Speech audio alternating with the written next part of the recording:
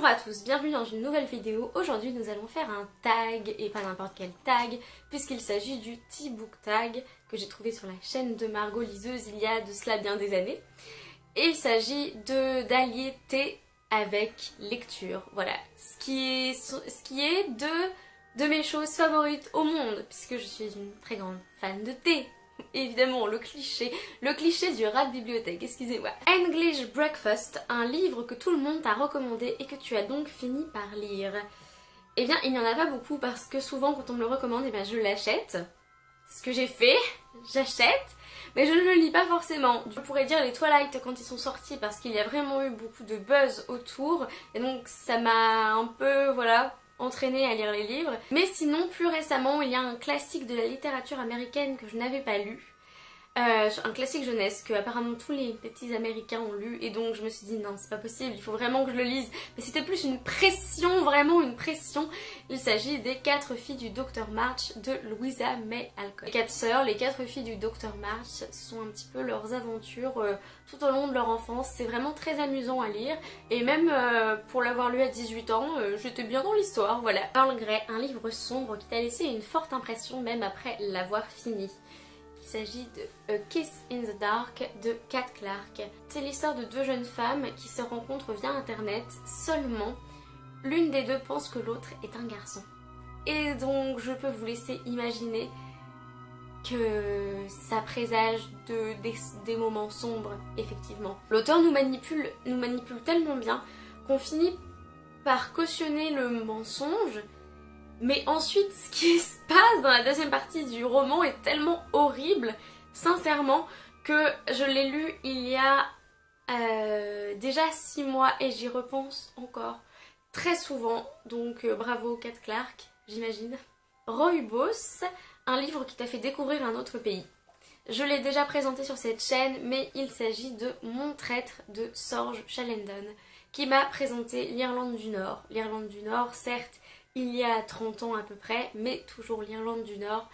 Une description assez bluffante et émotionnellement magnifique, puisque on ressent vraiment l'amour que Sorge Chalendon, ou le narrateur si vous préférez, Antoine, qui est un jeune Français, on ressent l'amour qu'il porte à l'Irlande du Nord, qui devient sa patrie et son pays d'adoption. Les descriptions m'ont vraiment émue. Vraiment, je veux dire que on a vraiment l'impression de marcher dans les rues de Belfast et de connaître ses habitants et c'est quelque chose d'extraordinaire. Taille, un livre de ta palle que tu es sûre d'aimer même avant de l'avoir lu. Je pourrais parler de beaucoup de livres que j'achète et que je me dis je sais que ça va me plaire, mais celui dont je suis absolument sûre, c'est Fangirl de Rainbow Rowell. Je n'en entends que des compliments, mais vraiment. Je n'ai pas encore vu un seul avis négatif et ça c'est vraiment très rare. C'est l'histoire de Kat qui arrive à la fac, qui commence sa première année de fac et qui n'est pas avec sa sœur jumelle. Elle se retrouve donc un peu seule. Elle écrit des fanfictions et elle rencontre un garçon qui va l'aider et apparemment c'est vraiment assez entre guillemets réaliste, c'est-à-dire qu'elle ne se transforme pas en la personne la plus populaire, pom-pom girl et tout, Delta, ouh, bref, vous voyez ce que je veux dire. Elle fait des fanfictions, je pense qu'elle lit beaucoup aussi, elle est assez renfermée, du coup ça m'a fait penser à moi. Et donc j'aimerais bien lire mes aventures à la fac, voilà. Non, je suis déjà à la fac et je vis déjà mes propres aventures mais pas les mêmes. Darjeeling, une pépite que tu aimes tellement que tu la recommandes à tout le monde. Ai-je besoin de parler des fiancés de l'hiver? Je l'achète à toutes mes amies, quasiment. Voilà, si je ne vous l'ai pas encore acheté, vous savez que vous allez y passer. C'est l'histoire d'Ophélie qui doit quitter son arche natale pour aller vivre au pôle avec son futur mari Thorn. Évidemment, ils ne s'entendent pas et en plus, le pôle n'est pas une arche très sympathique puisqu'il y a des tonnes d'intrigues de cour et des morts et ce genre de choses. Il y a, je ne sais pas que vous dire, il y a de la vraisemblance, il y a de la magie mais il y a de la vraisemblance. Les personnages sont vrais, les personnages sont vrais, je les aime d'amour. Et c'est une de mes séries chouchou évidemment. Oolong ou Olong? Moi je me dirais Olong. Olong, un genre de livre que tu considères comme étant ton péché mignon. Eh bien... Je montre ma petite édition d'Orgueil et Préjugés, puisque les romans de ce qu'on appelle de Domestic Manners, deuxième moitié du 19e siècle en Angleterre, tout ce qui est Jane Austen, Elizabeth Gaskell, les sœurs Brontë, même Thomas Hardy, qui trempe un peu aussi avec de la littérature gothique, un poil dans l'atmosphère. C'est vraiment mon péché mignon, j'adore. Je ne sais que dire de plus, ça me transporte, ce sont les histoires qui me touchent le plus.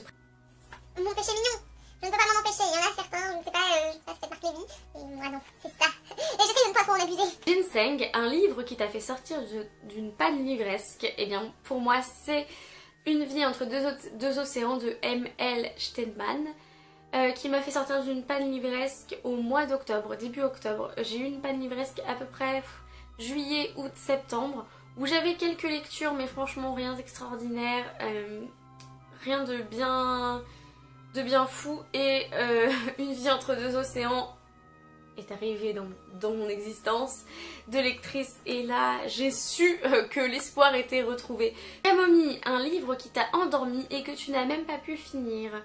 Bien, j'aurais pu te dire, avant j'aurais pu dire par exemple Café givré de Suzanne Selforce, ou d'autres livres que j'avais laissés en suspens dans mon existence, mais en 2016 j'ai fini toutes les lectures que j'avais déjà en cours. Du coup, je pense que je vais parler d'un livre qui m'a profondément ennuyée et que effectivement j'ai failli m'endormir dessus, que j'ai terminé, même si voilà, j'ai terminé, hein. Et il s'agit de Will and Will de John Green et David Levithan. C'est l'histoire de deux personnes, deux garçons qui s'appellent Will et qui se rencontrent, qui basically. Non, je veux dire, je n'entretiens pas tant que ça une relation d'amour-haine avec John Green.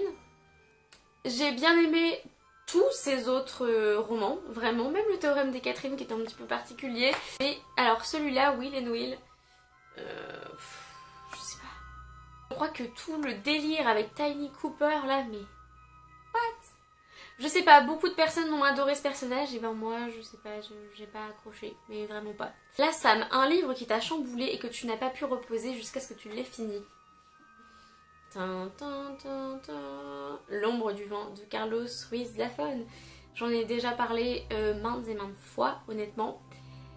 Et mon dieu!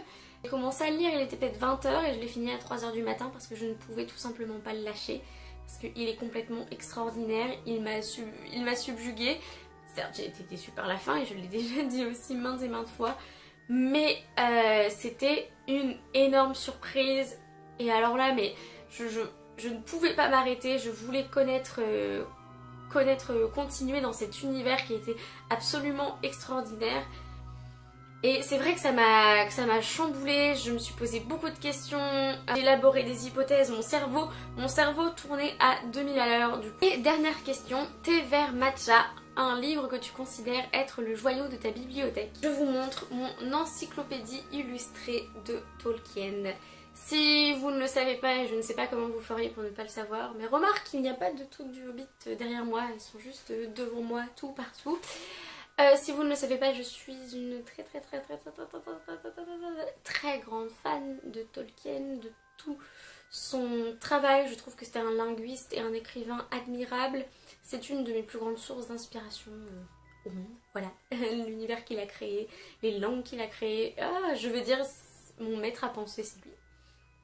Et donc, évidemment, l'encyclopédie illustrée de Tolkien est absolument splendide. Voilà. Pendant un temps, je dormais avec à côté de moi. Ah, les pages sont trop bons. Fan de Tolkien, entendez-moi, achetez cette encyclopédie. Voilà, et bien c'est tout pour cette vidéo, pour ce tag, le petit book tag. Merci de l'avoir regardé. Maintenant, j'ai envie de boire du thé et de relire quasiment tous les livres que j'ai présentés, mais c'est pas grave. En attendant une prochaine vidéo, lisez bien, amusez-vous avec vos lectures et bisous.